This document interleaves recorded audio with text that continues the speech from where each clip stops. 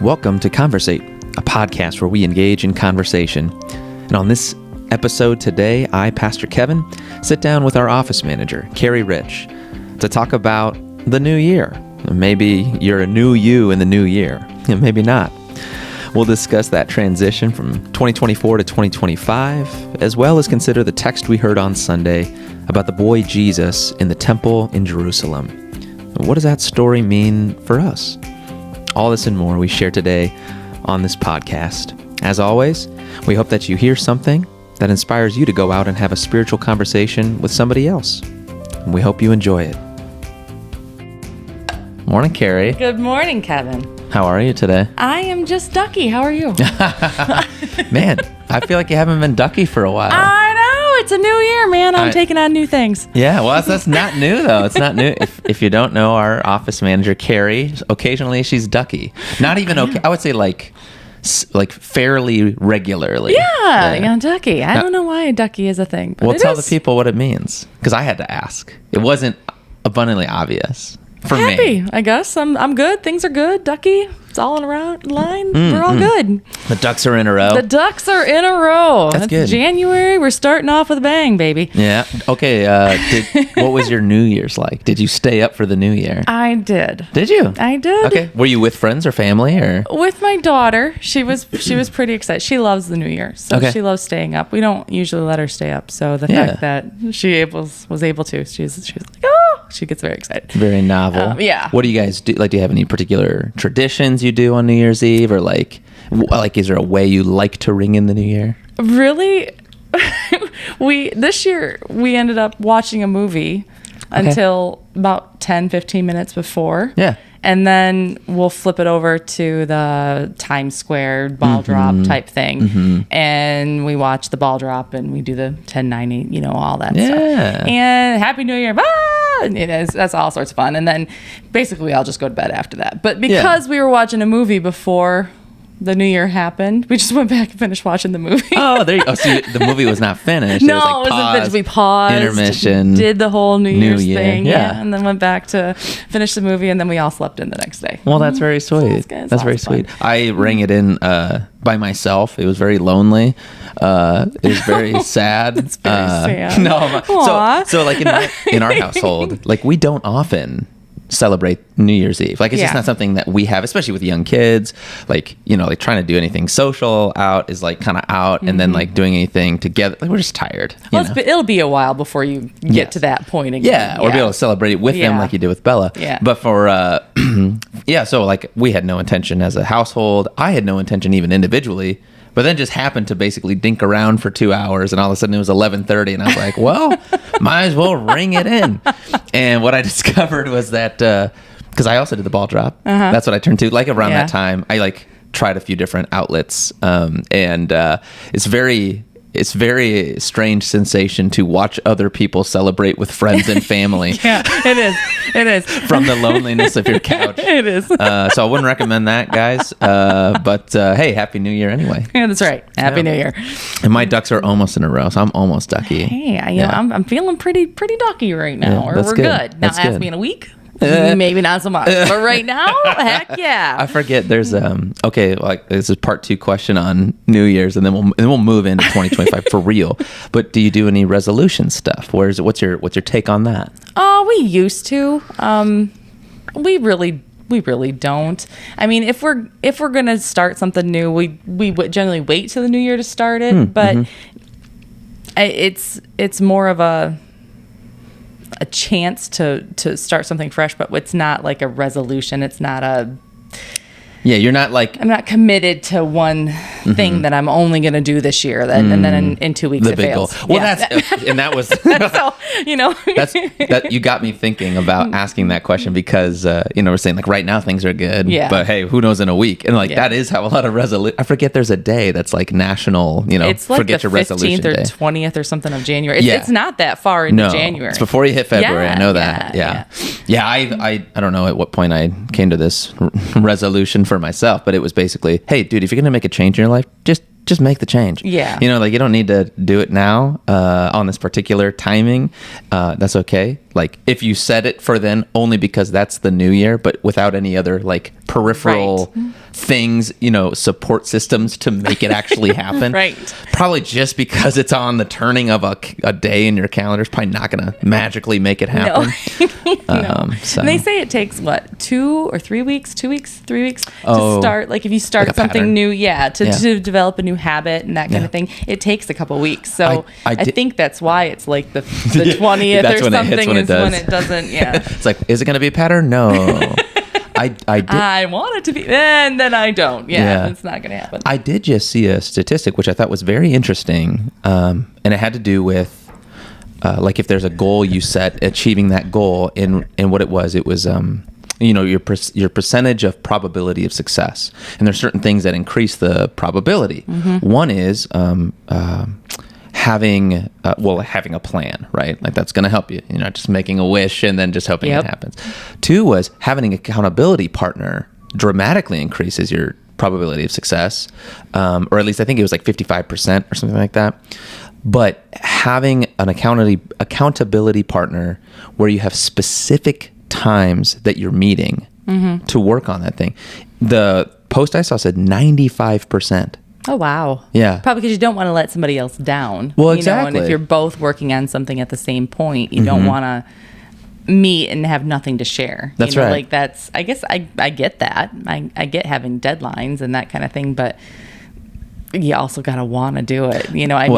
That's the big driving force behind it. And maybe that's the point too. Like that's a pretty far step, in terms of like at least the goals I make. Most of the goals I make, I'm not bringing in an external person to say, hey, I'm going to meet with you. You know what I mean?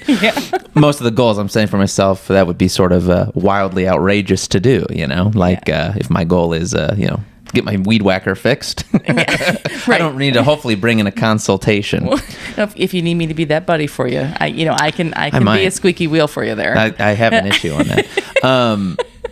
But it did make I'll set it up in your calendar. Yeah, exactly. You do. You could. I could. But it made me think of discipleship. Because we talk a lot about discipleship, and that's sort of our vision for spiritual growth at this church is that you're not doing it alone. Yeah. You're not trying to grow spiritually alone, but instead you're doing it in the context of a couple people, like discipleship group or even one-on-one. And I thought, wow, well, that's a pretty encouraging statistic in terms of, like if that's the goal a person has for themselves, hey, I want to grow my faith this year. Wow, find an accountability partner who's willing to meet with you regularly, and you have a 95% chance of meeting that goal. I thought, wow, that's pretty astounding. So, yeah. Anyways, I think it's better too if you have a goal. It's good to give yourself steps to make that goal happen. Yes. Like, okay, so you want to grow in your faith, but what does that look like? Right. So growing in your faith can be something very small, and you can hit that, or 95% of people can hit that.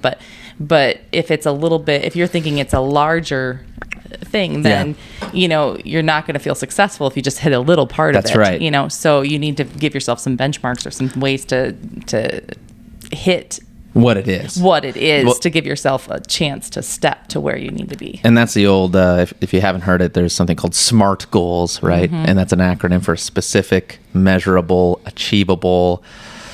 I forget what the R is. Recognizable? Maybe. And then time or something. T would be trackable. I think. Yeah. So, but that's what you're saying. If it's so ambiguous and also grand, this vision, you might be setting yourself up for failure. Yeah, exactly. Exactly.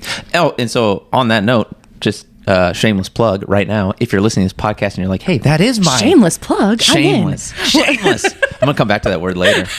Truly, but we can sing a song.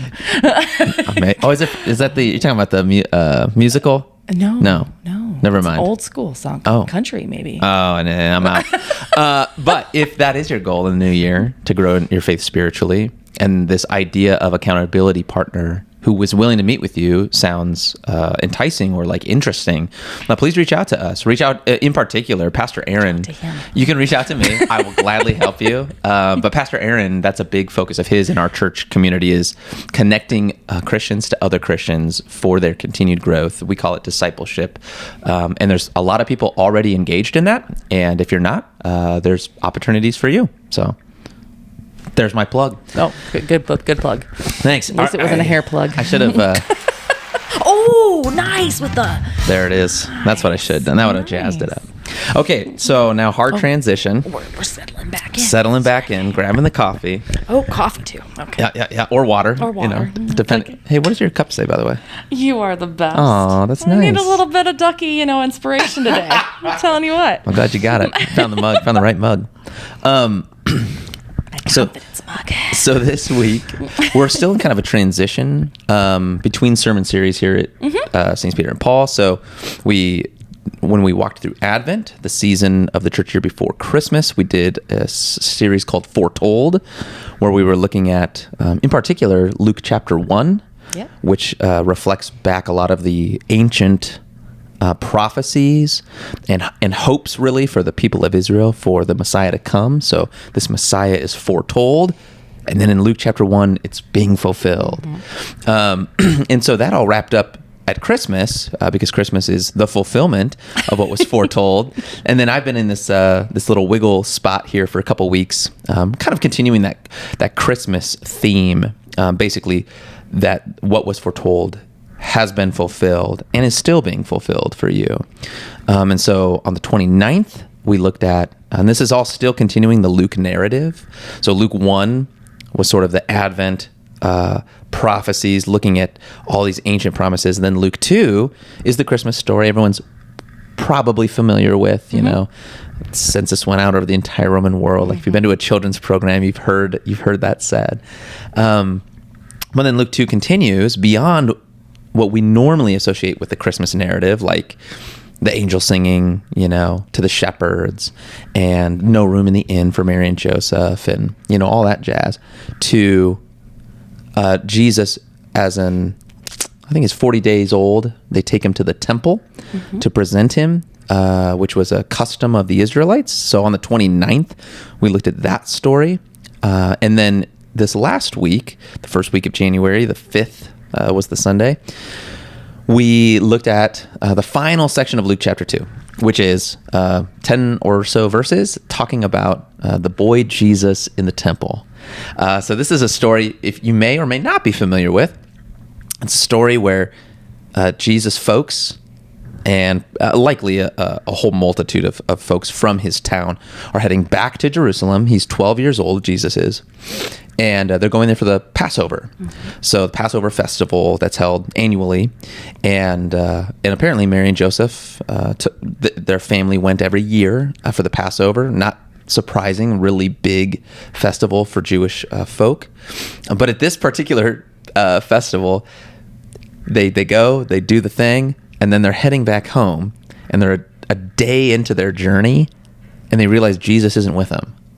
So Jesus is left back in Jerusalem, and you can imagine as a parent, right, how you would feel. I can't imagine going a whole day though without knowing where my kid is. I can't imagine that. And I didn't even mention that in the sermon, but I thought about it. Like, we have to give them grace because we're traveling in a group. There's other people. Like he could have been with a friend or hanging out, however they did back then, with another family, and that's completely right, and that's acceptable and fine. But man, I don't know. I would have been like, why am I such a bad mother? I've been like the whole what's it? Home Alone thing where they're on the plane and and they're like, that's so funny you say that. So I actually Kevin, Jesus, can you imagine Mary going absolutely having a freak out, where is my son? Absolutely. That's I had a couple confirmation students who said that. They said your sermon was like Home Alone. Yeah. And I hadn't thought of that angle. That's really good. And great movie. But that's exactly it. Yeah. So they realize Jesus is gone. We do know from the text that they're greatly distressed, Mary and Joseph. In the sermon, I mentioned the word used there. It's it's the same word that's used later by Jesus in a parable where he's talking about someone in hell. So like the anguish that person in hell was experiencing, that's the same word he used to describe, or Luke uses to describe the anguish of a parent. And I mean, it makes sense. Absolutely. Oh my gosh. Yeah. I can't. That's probably one of my biggest fears is my child being kidnapped, or, something horrible happening to a family member. And if you lose that control of where they are or who they're with, or that appearance of control, I should say. Sure. That is just it's a hard thing to just rectify in your mind. Like, they're going to be fine, but you don't know that. And especially back then, they didn't have phones, they didn't have trackers on their kids, they didn't have any of that kind of stuff. So and I mean, I should know more. It would be helpful if I knew more about Nazareth, right? Where they're living, right? Or where they're raising Jesus. My sense is that it's a small backwoods kind of community. That's very, that's very minimal understanding of Nazareth. But Jerusalem is big. Yeah. And the Passover, this is according to... it is Home Alone. I mean, seriously. Yeah. In many respects. Kind of. Yeah. Aside from the robbers, I mean, the That's whole right. setup of the thing, maybe not that they were angry with each other, but the fact that he got left behind. He's home alone. That's right. He's in a place that... or even Lost in New York, this the second one, he's in a big city. There you go. Yeah. So that would be more comparable even. And how do you deal with that as a parent? Like, that's right. My child isn't, if I live in a small town and my child lost in a big city, that's not okay. Is he going to be okay enough to handle himself in that situation? But then you think too, back then, it was very common for girls, I don't know if it was common for boys, to be married at 13, 14, 15. So at 12, he would have been almost considered an adult. An adult. Oh, well, that's, So, there is some wiggle room there on how distressed you would be. Not that you wouldn't want your child to be lost in a big city, but... Sure.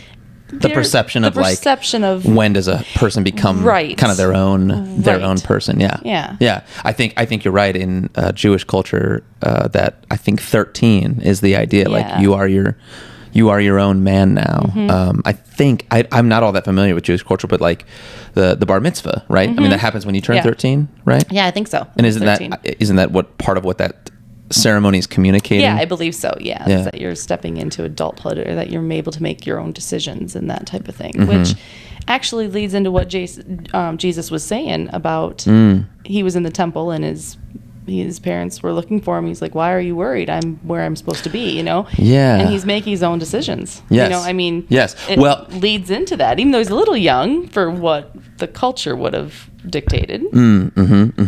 And part of the shock of it, or the strangeness maybe for Mary and Joseph, is here's Mary, and she shows up and she says, your father and I have been looking all over for you. And then Jesus replies to her, didn't you know I'd be in my Father's house? Right. And that's the first time, I believe, in recorded scripture when any person ever uses the word Father personally to talk about God. Right. And it says, the very next line in the text is, and they did not understand the saying, Mary and Joseph. And that makes sense. If no one has ever used that language to talk about God, yeah, they would be confused. What are you talking about, Jesus? Your father's business is back in Nazareth, right? Right. The carpenter shop's back at home. You're not doing any woodworking. You're sitting in the temple here. Right. What's going on? But, as you're saying, Jesus was alluding to his ministry. And he was alluding to a different father, not Joseph, the one who raised him, who was supposed to be his father, to the wider community, but actually God himself. It makes you wonder, too, what Joseph and Mary had told him, or what he knew by being God. Yeah. Like, did they tell him that God was his dad? Yeah, like, of his own divine origins. Yeah. Or did he come across that in his own internal with relationship with God? Like, did he figure it out himself, or did Mary say something to him? Because I mean, that's kind of a weird conversation too. Like, absolutely, yeah, and for Jesus to own that and be in his Father's house and taking it in that direction. So this is very interesting, and this is something that sort of confounded me as a pastor, or just even as a Christian, in reading the scriptures. There's this challenge of understanding, what was this like for Jesus? Right. It's very easy, and this happens a lot, but the Bible doesn't talk this way, so far as I can tell. But a lot of times people will say, well, of course, like, he knew everything because he was God, It's like, so of course, like, there's no surprises for Jesus because he was God. Yeah, but he was still a kid. Yeah, and he was still human. He was still human. I mean, he's half human, or I guess fully human. Well, yeah. So however, we say, fully human, fully God, very God, very God, very man. Right. Yep. So, but I mean, he still had to grow up. He still had to go through all the things that we go through, so that he could understand us. Right. That's right. That's right. So, and that's part of the mystery, right? Because the way the Bible narrates the story or tells the story, it does not tell it from that sort of the way we can often approach it, which is, well, he just knew everything, so there's no surprises. Yeah. There are times when Jesus seems absolutely vexed by what's happening.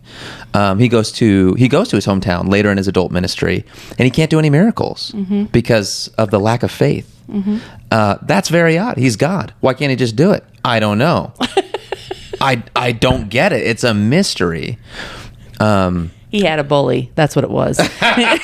He's like, I'm not doing any miracles here. Jeremias. You guys were jerks to me. I'm not doing it. I don't know. That doesn't sound like Jesus. That doesn't sound like Jesus either. Just saying. It's another take on it. You never know. Well, in this case, I think you might. Okay, fair enough. But your question still, or your comment, it still draws out that tension, which is, what was it like for Jesus? And what was his own sense of his identity? True. As a young man? Like, we don't know. We're not told in the scriptures whether Mary sat him down and explained her birth, the birth of Jesus. Now, I mean, I guess it's fairly common for that to happen, like within households. Like, I've heard a lot of families, like, not even my own, being in the company, be like, oh, I remember when they were born. And, mom or dad goes into the story of this. And sometimes it's like your brother's girlfriends are around the table and they're talking about how he was conceived and everyone's plugging their ears, yes, exactly. I don't know. And we don't know. I mean, scripturally, textually, we're not given that information. But in this story, Jesus has this. And this seems novel for Mary and Joseph, where all of a sudden Jesus is now referring to God, the Heavenly Father, Yahweh, as his Father, and beginning to act towards that ministry and focus in his life, as opposed to what his whole childhood has been, which was likely, just facilitated at home. Right. Like any of us. Like you said, he was a human. He was a boy. Yep. Yeah. I don't know. That's bonkers. It depends on, it really would, it would be interesting to find out if you ever could. And obviously at this point, we probably can't unless we ask him someday. But what the conversations were in their home. Because it's not written down anywhere. I mean, there's nothing talking about how Jesus was raised. Yeah, that's right. So it would be interesting to get the take on that from Mary and Joseph, and how they would have even approached talking about that with Jesus. Like, how do you talk to somebody about something that he should probably already know, or does he know, or how do we support it, or how do we mold it so that it doesn't go wrong? How do you do that? Yeah, you wonder how often they were in their head about it. Right. We don't want to screw up God. That would be horrible. Exactly. Like you think we're bad. We have to have therapy. My gosh, what if we make God go to therapy? That'd be horrible. And this is sort of gets back to that same tension and same curiosity is, for when Jesus goes in and does his ministry, and he's demonstrating who he is, it's not as if the people just look and say, oh, well, of course you're God. Right. That's not the people's response. There are some, but that's more surprising. It's more unique. And oftentimes it's from people who you wouldn't expect, people outside the Jewish community. I mean, so that's part of what I'm articulating, right? So when we read the Bible, it can be really easy to sort of just expect, oh yeah, this is expected. Oh yeah, he's Jesus, of course. Right. But we're looking back on and sort of like putting into the narrative everything we know about Jesus. These people are seeing Jesus not as a divine person, but just as a human. Right. And that's got to be kind of mind-blowing because that's not really ever been done. I mean, that this narrative that we talk about so freely and so normally is a completely new concept. Yes. From anything that they've been taught or raised to believe or even have seen or even remotely heard about. That's right. You know, this is a whole new concept. That's right. And keep going. I was just going to say, it's just, imagine it trying to find a new concept now. Something that no one here has ever heard of or even took a spin on or whatever. Yeah. You know, it ends up sounding kind of wackadoodle. I mean, oh, for sure. You know, I mean, so for people to believe that he was God is huge. It's huge. And it remains a novel thing. We can miss it sometimes or like take it for granted. But for folks who are part of religious systems around the world today, the idea of God becoming that vulnerable, that he would adopt, take on human form, not even as an adult, but as an infant, like be born, the whole process. And trust that the people he was coming into would do right by him. Well, that's just it. Like he puts himself into the hands of humans, and really the end of the story is they don't take care of him. Well, right. Right? Well, right. Yeah. I mean, his family does. His family cares for him. But no, I mean, he comes to the Jewish people, he comes to his own, and they reject him. That's one of John's big points in his first chapter of his gospel. He came to his own, and they rejected him. And that's every other religious system out there. God would never do that. God is always above humanity. God is always in judgment over humanity. If anyone's going to be falling into the hands of somebody and it's, not good, it's humanity into the hands of God. But here in the gospel, in Christianity, what we believe, God fell into our hands and it wasn't good for him. Right. And yet he remains steadfast to us. Which is just astounding. Yeah. The final thought on this, and I think just a point to maybe meditate on and consider is, so Jesus here for the first time calls God his Father. And this is mind-blowing. They don't even understand it. It's so wackadoodle, it's wackadoodle. To borrow a Carrie word. Wackadoodle. I'm teaching you all sorts of things today. That's right. My vocabulary is expanding.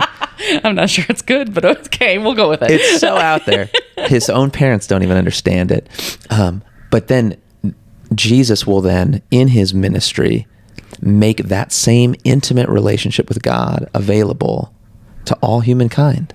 So you and I, we get to call God Father. And he tells us to, even in the Lord's Prayer, our Father. That's the fundamental way he wants us to conceive of God. And so I guess the question, or maybe the meditative piece is, like, what does that mean to you, Carrie? When you think about God as your Father, and maybe it's helpful even to think about, and of course the metaphor always falls short, right? Like we can think about our own fathers. Right. And that's a helpful first step for most of us. For some of us, that will not be a helpful first step. But even for those of us who had fathers who really weren't there or did not live up to that vocation, the mere fact that we recognize they didn't do a good job means somewhere in our hearts is this idea of what a father's supposed to be. Sure. And that's what God is. So, yeah, back to the question, though. It's like, what does that mean to you?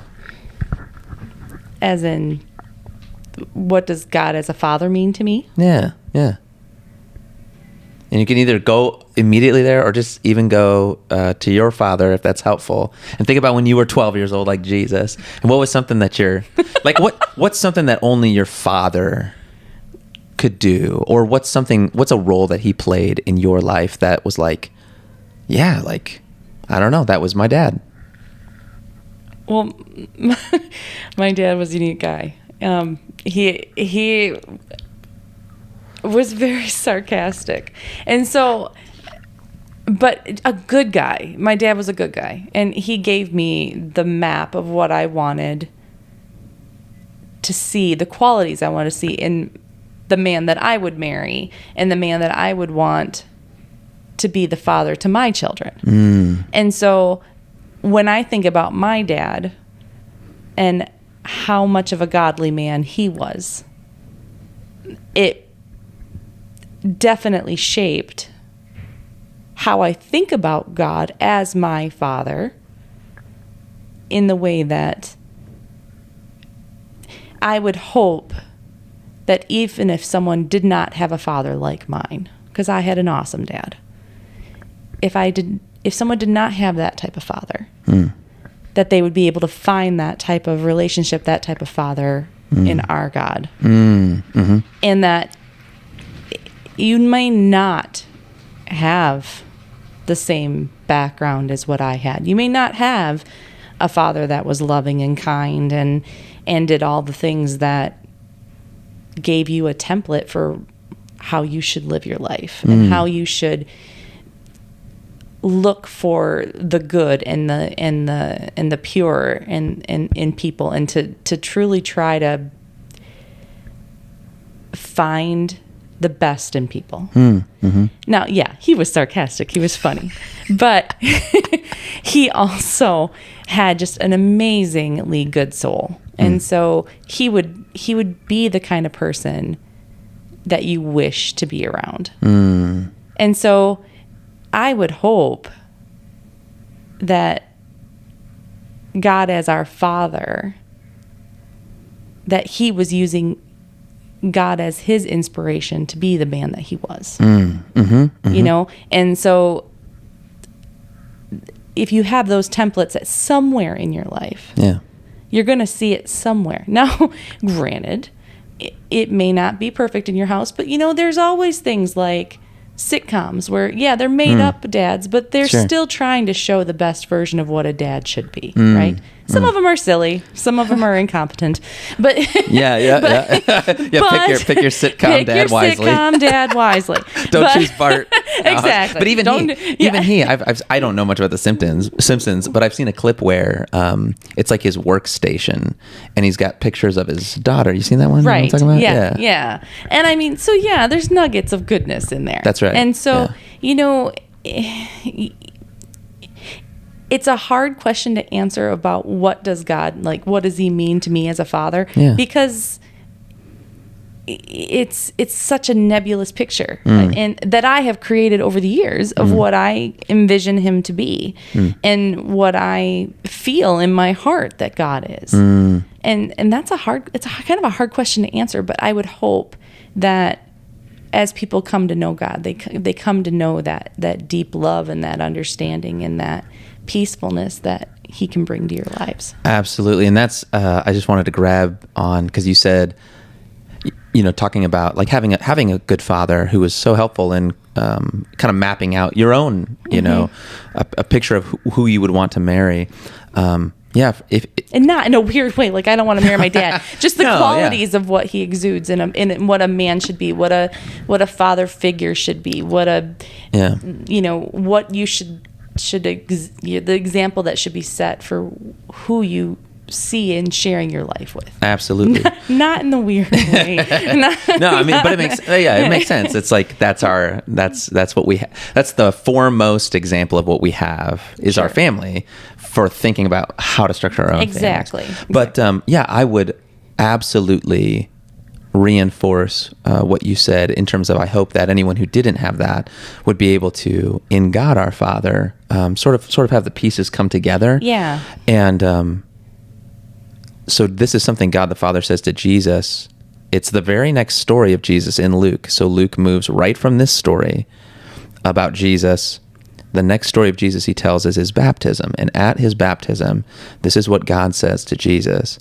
And the reality is, for us as Christians, it's what God is saying to you, which is, behold, you are my son or my daughter. In you I am well pleased. I am deeply satisfied. there's a steadfast love that is built into me that will not go away. It won't even if you do things that damage our relationship, like do things that I see are hurting you and my relationship, it's only going to deepen my desire to connect with you.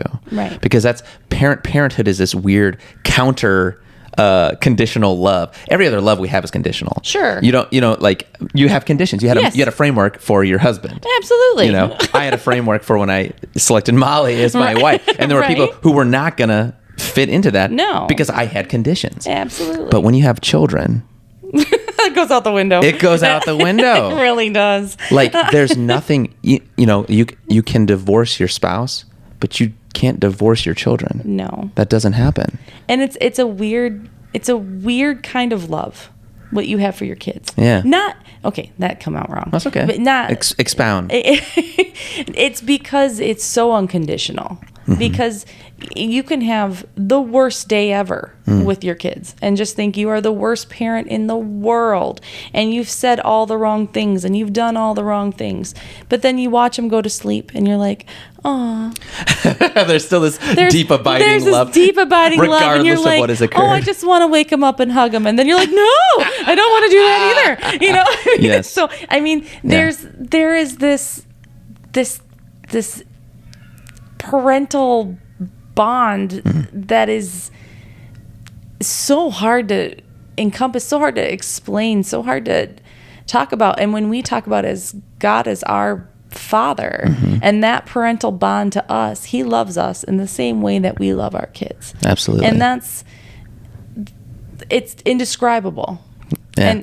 But at the same point, He doesn't. There's I'm not going to get the scripture wrong. Don't worry. Go ahead. There's a scripture saying something about however much I love you, or you love your children, I love you more, or whatever. That's right. Yeah, in the Psalms, the one. I mean, there might be a couple places. The one I'm thinking of is it talks about a nursing mother and how she loves her child, and saying basically she could never forget her child. Right. But then the psalmist goes on and says, even if that were to happen, I will not. Oh, it might be Isaiah. But yeah, God goes one up. He one ups. He one ups you. Yeah. It doesn't matter how much you potentially love your child, and if you are a parent, that is